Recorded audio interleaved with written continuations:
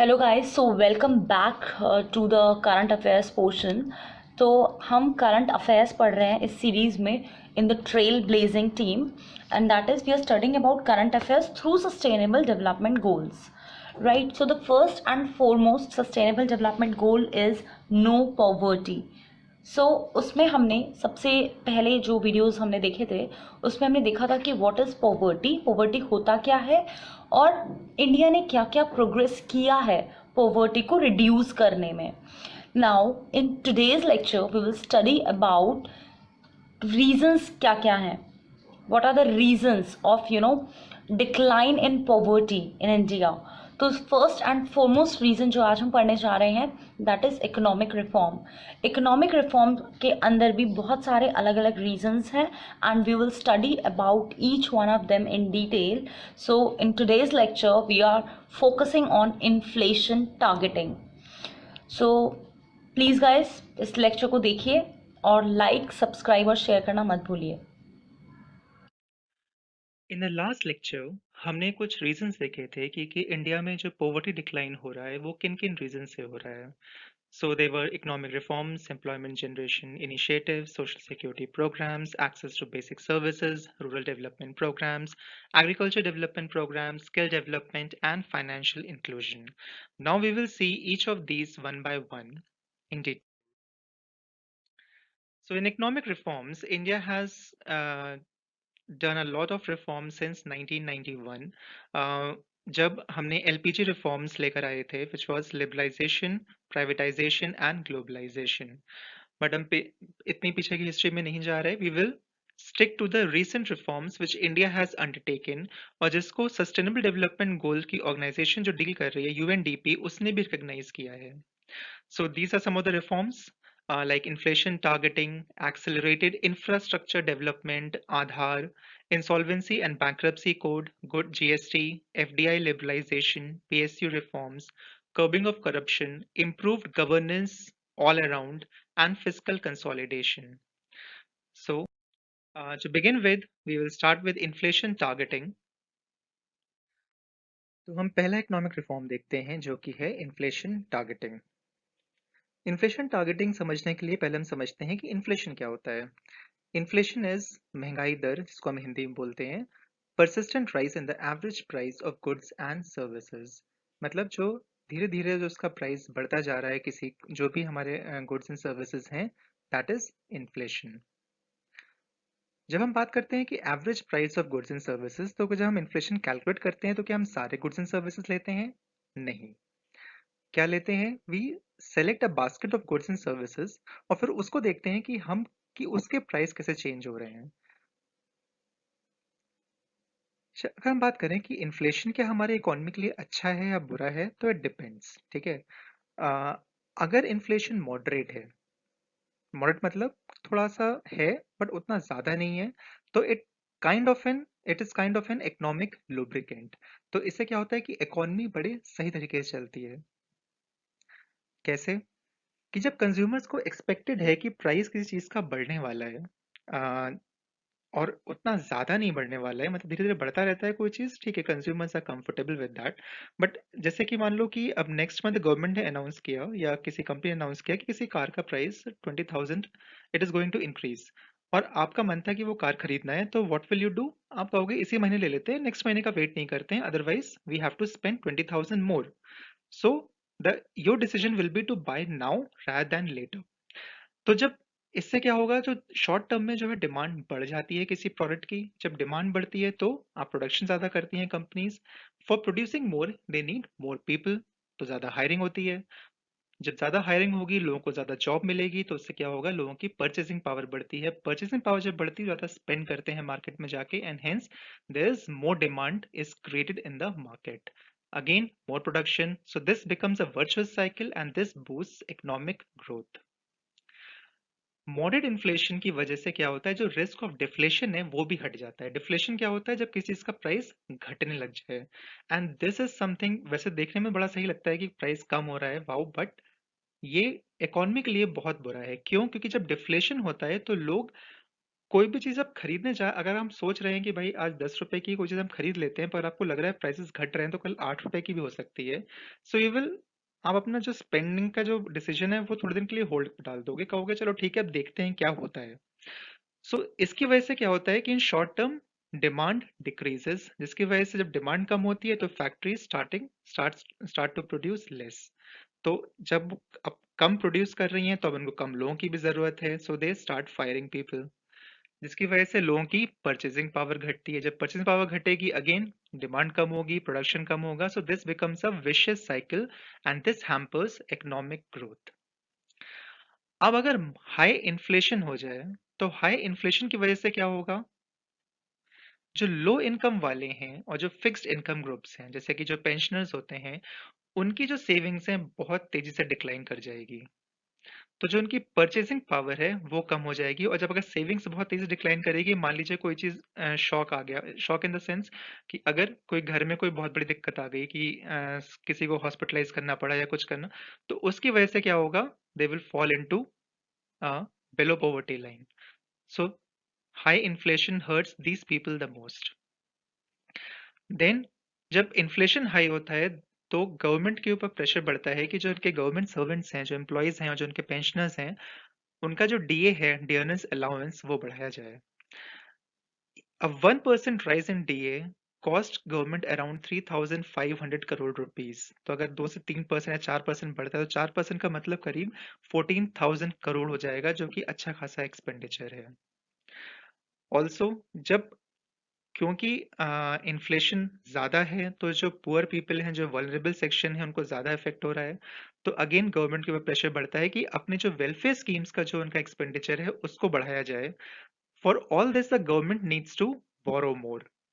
जब गवर्नमेंट ज्यादा बोरो करती है तो उसकी वजह से जो फिस्कल डेफिसिट है वो हमारा इंक्रीज कर जाता है, और गवर्नमेंट की ज्यादा बोरोइंग की वजह से जो प्राइवेट सेक्टर है इट गेट्स क्राउडेड आउट।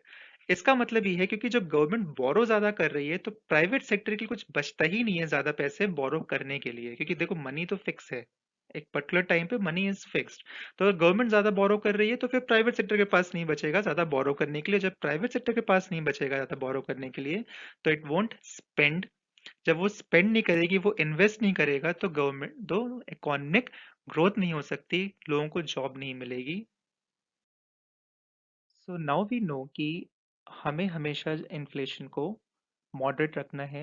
तो हम कुछ अपने लिए लिमिट्स सेट कर लेते हैं, हर कंट्री अपने हिसाब से करता है, तो कोई यूनिफॉर्म डेफिनेशन नहीं है उस कितनी लिमिट होनी चाहिए। जैसे यूएस ने, जो उसका फेडरल बैंक है, उसने अराउंड 2% सेट कर रखी है, इंडिया ने अराउंड 4% सेट कर रखा है विद सम रेंज।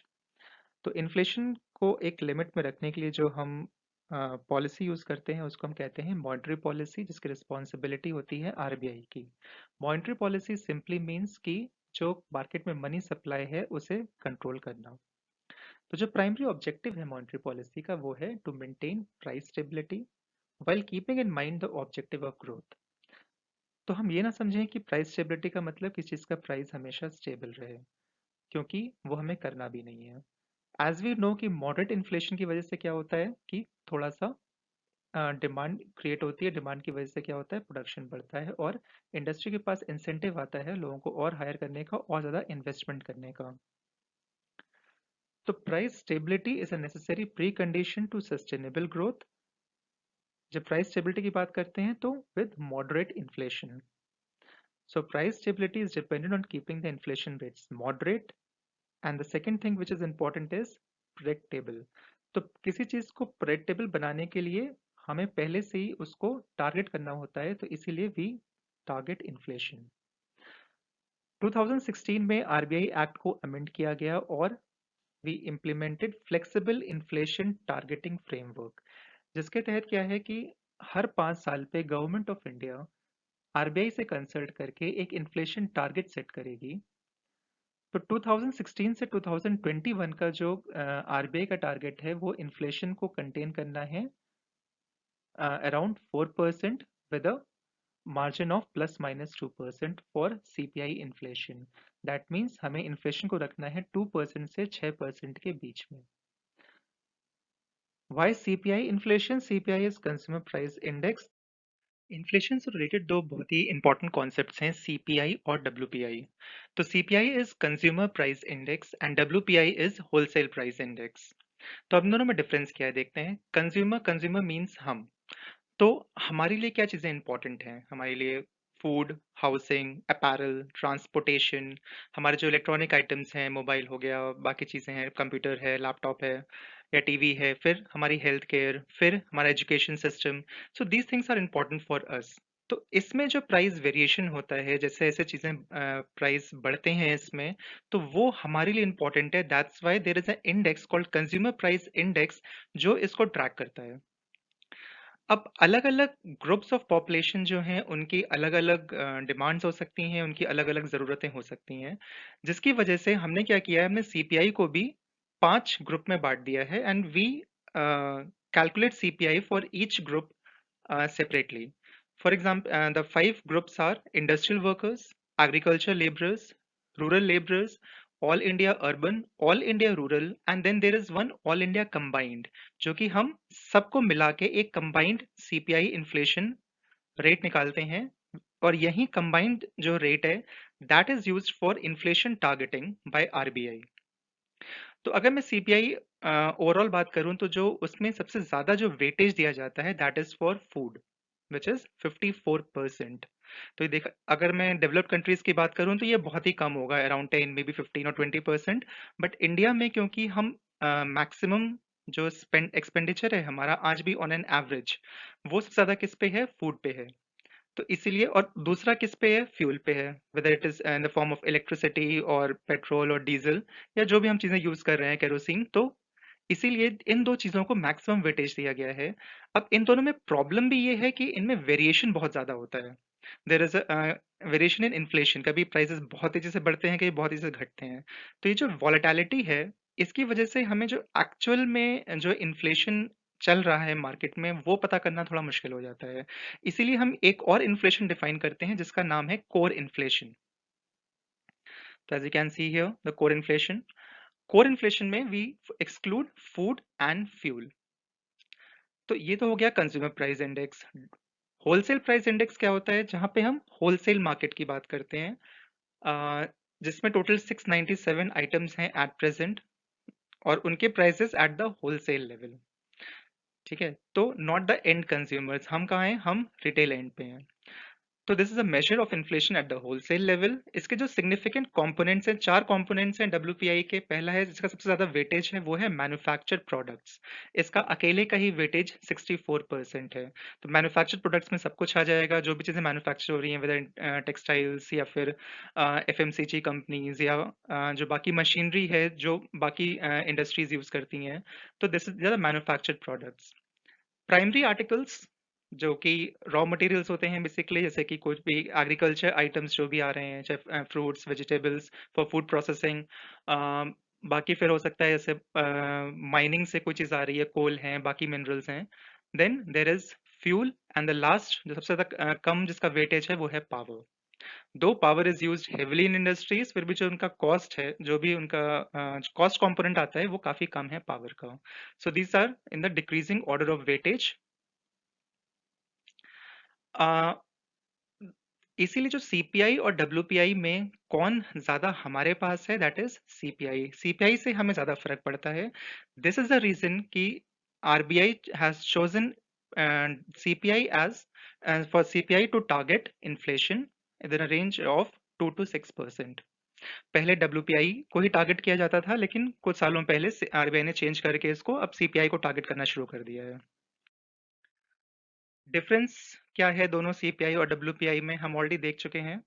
एक बार लिस्ट आउट कर लेते हैं। इनके डिफरेंट बास्केट्स होंगे, और अगर सेम प्रोडक्ट भी है दोनों बास्केट्स में तो उनके वेट्स डिफरेंट होंगे डेफिनेटली। जैसे फूड का जो वेटेज होगा, we have seen it is around 54% in the CPI basket. और जो डब्ल्यूपीआई में टोटल प्राइमरी आर्टिकल्स का ही बहुत 22-23% के आसपास है, जिसमें फूड का अराउंड 15% है। तो there is a difference in weightage. Then services जो हैं वो डब्ल्यूपीआई में नहीं आती। We have seen there are 4 categories in WPI, वो चारों में सर्विसेज नहीं है, जबकि सीपीआई में सर्विसेज इंक्लूडेड हैं। सीपीआई जनरली कम होता है और डब्ल्यूपीआई जनरली कम होता है, CPI is extremely high. Compare to WPI, and that is a reason, क्योंकि क्या होता है जब कोई चीज होलसेल में प्रोड्यूस होती है और रिटेल तक आते आते there are certain number of middle man in between. तो जितने ज्यादा मिडिल मैन होंगे उतना ज्यादा डिफरेंस होगा between the price of wholesale and retail. तो इसकी वजह से क्या होता है, क्योंकि हर कोई अपना प्रॉफिट ऐड कर रहा है बीच में, तो CPI inflation is generally higher than WPI. फिर होलसेल प्राइसेस जो हैं वो वेरी नहीं करते in space and time. Space मतलब रीजन वाइज कि यूपी में कुछ और होगा और तमिलनाडु में कुछ और होगा, ऐसा नहीं होगा। डिफरेंस हो सकता है बट उतना ज्यादा नहीं होगा होलसेल प्राइसेस में। और टाइम मतलब विद टाइम भी उतना वेरी नहीं करते। However CPI shows very high variability in space as well as in time. जो इफेक्ट्स ऑफ टैक्सेस हैं वो मेजरली कैप्चर होते हैं सीपीआई में ही, क्योंकि ज़्यादातर जो टैक्सेस लगते हैं वो रिटेल एंड पे ही लगते हैं। इवन जीएसटी भी फाइनली रिटेल एंड पे ही लागू होता है। लॉजिस्टिक्स भी ऐड करते हैं कंज्यूमर प्राइस में, क्योंकि कोई चीज़ अगर प्रोड्यूस हो भी गई होलसेल में, अब उसे कहीं पहुंचने में अगर दिक्कत हो रही है, वो कोई ट्रांसपोर्टेशन अवेलेबल नहीं है, लेट्स से इन हिली टेरेन और माउंटेनियस एरियाज, तो वहां पे लॉजिस्टिक्स बिकम्स अ फैक्टर, जिसकी वजह से inflation can increase at the retail and. So these are the differences between CPI and WPI. अब बात करते हैं what are the causes of inflation. Generally there are three causes of inflation. One is demand pull inflation. Demand pull inflation नाम से मालूम पड़ रहा है कि demand is pulling the inflation और increasing the inflation. किसी चीज की अगर डिमांड बढ़ रही है तो उससे क्या होता है,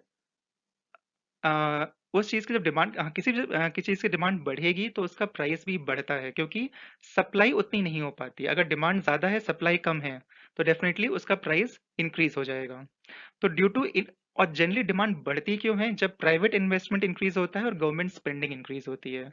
प्राइवेट इन्वेस्टमेंट मतलब जब वो इंडिविजुअल लेवल पे भी हो सकता है और इंडस्ट्रियल लेवल पे भी हो सकता है। जब इंडिविजुअल लेवल पे हम खरीदने को तैयार हैं कोई चीज, तो हो सकता है हम कोई लेट्स से एक बिस्किट ही अगर बाय कर रहे हैं और हम 10 रुपए में बाय करते जा रहे हैं, कंपनीज को लग रहा है कि वो सप्लाई पूरी नहीं कर पा रही हैं, they will increase its price by let's say 1 or 2 rupee.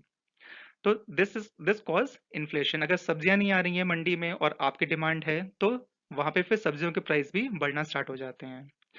Government spending भी जब करती है तो गवर्नमेंट तो अच्छी खासी स्पेंड करती है जहां भी करेगी। तो और गवर्नमेंट स्पेंड किस फॉर्म में करती है, जनरली लोगों की परचेजिंग पावर बढ़ाने के लिए, चाहे वो डायरेक्ट बेनिफिट ट्रांसफर कर रही हो किसी के अकाउंट में, चाहे किसी को फर्टिलाइजर में थोड़ा सा हेल्प कर रही हो फार्मर्स को, या किसी ना किसी फॉर्म में। तो उसकी वजह से क्या होता है, वहां भी हल्का सा डिमांड बढ़ती है तो प्राइसेस इंक्रीज होते हैं। ये चीज तभी पॉसिबल है जब जीडीपी बढ़ रही होगी। जीडीपी भी तभी बढ़ेगी जब गवर्नमेंट स्पेंड कर रही होगी और प्राइवेट इन्वेस्टमेंट भी अच्छा हो रहा होगा। और वो भी तभी पॉसिबल है जब जीडीपी अच्छी है तो टैक्सेस ज्यादा हो रहे होंगे तो गवर्नमेंट स्पेंडिंग अच्छी होगी। और अनएम्प्लॉयमेंट अगर घट रहा होगा, दैट मीन्स ग्रोथ हो रही है, that means GDP is high. तो मार्केट में एक सफिशिएंट लिक्विडिटी है, लोगों के पास पैसे हैं, बैंक्स के पास कैश है to give loans to the individuals as well as to the corporate sector, जो in turn they spend in the market. Second is cost push inflation. यहाँ पे पहले हमने देखा डिमांड पुल में क्या था, डिमांड ज्यादा है सप्लाई कम है। कॉस्ट पुश में क्या होता है कि पीछे से ही जो प्राइजेस हैं वो इंक्रीज कर जाएं, कॉस्ट ऑफ प्रोडक्शन जो है वो इंक्रीज कर जाए। अगर लेट्स से रॉ मटेरियल के प्राइसेस बढ़ गए, फ्यूल के प्राइसेस बढ़ गए, तो जो कॉस्ट ऑफ प्रोडक्शन है वहीं बढ़ जाता है, जिसकी वजह से इसे हम कहते हैं सप्लाई शॉक। तो higher prices for inputs like fuel.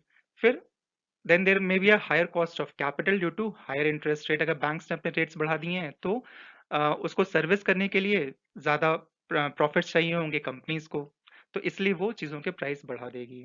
India में एक और फैक्टर होता है मॉनसून फेलियर। अगर मॉनसून फेल कर जाता है तो डेफिनेटली फिर शॉर्टेज हो जाएगी किसकी, फ्रूट्स एंड वेजिटेबल्स की, और बाकी जो भी प्राइमरी आइटम्स हैं उनकी भी, अगर फूड प्रोसेसिंग इंडस्ट्री की बात करूं वहां से। तो monsoon failure leads to inflation in India from time to time. हर 2-3 साल में एक बार हम देखते हैं कि मॉनसून फेलियर होता ही वो मॉनसून का अपना इनहेरेंट क्वालिटी है, it fails in 2 or 3 years, once ऐसा होगा ही होगा।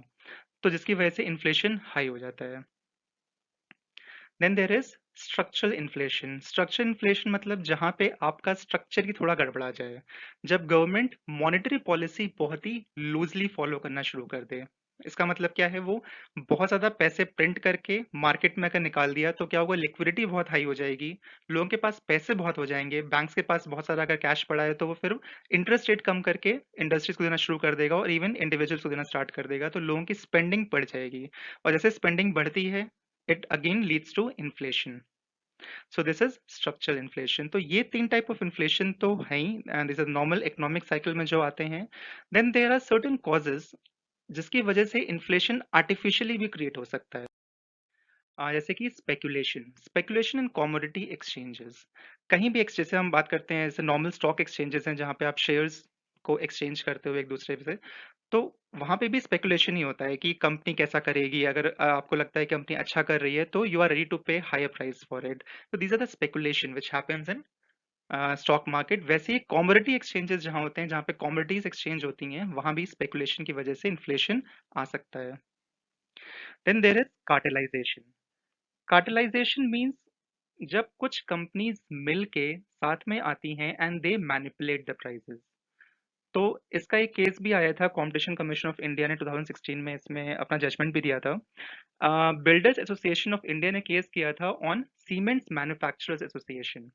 तो इसमें क्या हुआ था कि कुछ 10 या 11 सीमेंट कंपनीज थी और उन्होंने मिलके एक कार्टेल बना लिया था, और अ, जो सीमेंट के प्राइसेस थे उसको इंक्रीज कर दिया था आर्टिफिशियली। उसका डिमांड और सप्लाई से कोई लेना देना नहीं था, मार्केट की जो मार्केट फोर्सेस की हम बात करते हैं वहां पे ऐसा कोई उनका रोल प्ले नहीं था। जस्ट कि सीमेंट मैन्युफैक्चर एसोसिएशन का प्लेटफॉर्म था और सारी सीमेंट कंपनीज एक साथ आई और उन्हें कार्टेल बना के प्राइस को इंक्रीज कर दिया। तो फाइनली जब सीसीआई ने ये पाया कि ऐसा कार्टेल बना है तो उसने अच्छा खासा फाइन इम्पोज किया, which was more than around 6,300 crore. एक बहुत बड़ा फाइन था। Another reason is hoarding. ये तो हम आए दिन सुनते ही रहते हैं कि लोग क्या करते हैं, जो बड़े बड़े होलसेलर्स हैं, तो वो क्या करते हैं, वो चीज़ों को होर्ड कर लेते हैं, अपने यहाँ जमा करके रख लेते हैं और मार्केट में नहीं उतारते, जिसकी वजह से क्या होता है, मार्केट में एक आर्टिफिशियल शॉर्टेज क्रिएट होती है और उस शॉर्टेज की वजह से प्राइजेस इंक्रीज हो जाते हैं। तो इसके लिए गवर्नमेंट एक एक्ट भी है गवर्नमेंट का, एसेंशियल कमोडिटीज एक्ट। तो गवर्नमेंट उसको तुरंत लागू करती है। उसमें क्या होता है, गवर्नमेंट डिक्लेयर कर देती है कि ये एसेंशियल कमोडिटी है। जैसे ही अगर उस एक्ट के अंदर एक नोटिफिकेशन निकाल कर आपने डिक्लेयर कर दिया तो उसमें क्या होता है, फिर आप उसकी होर्डिंग नहीं कर सकते, और अगर कोई पाया जाता है then there are certain penalties which can be imposed on them. Then one is logistics deficiency and infrastructure bottlenecks. ये हम पहले भी देख चुके हैं। तो इसमें यही है कि अगर कहीं ट्रांसपोर्टेशन फैसिलिटी ही अवेलेबल नहीं है, या कहीं रोड ही नहीं है, इंफ्रास्ट्रक्चर ही नहीं है वहां तक, या कोल्ड स्टोरेज नहीं है, कि कोल्ड स्टोरेज फैसिलिटी नहीं है, कोई ऐसे ट्रक्स नहीं है जो कोल्ड स्टोरेज वाले हों कि आपके से फ्रूट्स हैं, कोई बहुत ज़्यादा डिस्टेंस तक ले जाना है तो वो ले जा पाएं। तो थोड़े बहुत ही जो पहुंचते हैं तो फिर उनके प्राइसेस भी बहुत ज़्यादा होते हैं। तो दिस लीड्स टू इन्फ्लेशन। अ, हर 1-2 साल में हम सुनते हैं कि हमारे जो प्याज के दाम है बहुत ज़्यादा बढ़ गए हैं। तो ऐसा क्या होता है कि अनियंस के ही प्राइस बढ़ते हैं, और बाकी वेजिटेबल्स के भी वेरी करते हैं, बट सबसे ज़्यादा हम जो सुनते हैं कि वेरिएशन अचानक से 30 रुपए किलो से 120 तक पहुंच गया। तो उसका रीज़न क्या है? पहली बात तो ये एक सीजनल फिनोमेना है। हो सकता है होर्डिंग भी एक फिनोमेना हो, जैसा गवर्नमेंट बार बार बोलती रहती है और लोग अपोजिशन पार्टीज भी चिल्लाती हैं, बट मेन रीज़न जो है उसका, it's a seasonal phenomena. Simple सी बात है कि हमारे यहाँ दो टाइप की क्रॉप्स होती हैं मेनली, एक राबी क्रॉप, एक kharif crop. Rabi crop is winter crop, वो हार्वेस्ट होती है अप्रैल या मई में, और ये जब मार्केट में आती है तो प्राइसेस आर ओके क्योंकि मार्केट में स्टॉक आ चुका है, बट बाय सितंबर क्या होता है, ये स्टॉक फिनिश होने लगता है। और जो खरीफ क्रॉप है, जो आपने जुलाई वगैरह में उसको सो किया होगा, और उसकी हार्वेस्टिंग अब स्टार्ट होती है अक्टूबर नवंबर में जाके। तो in between these 2 months around September and October क्या होता है, जो शॉर्टेज क्रिएट हो जाती है कि अब मार्केट में है ही नहीं, होर्डिंग ना किसी ने ना भी की हो तो मार्केट में है ही नहीं। तो इसकी वजह से देर is a inflation, which is हम उसे हाइपर इन्फ्लेशन भी कह सकते हैं, कि अच्छा खासा इन्फ्लेशन हो जाता है, और ये 1-2 महीना चलता है। और इंडिया में क्या है कि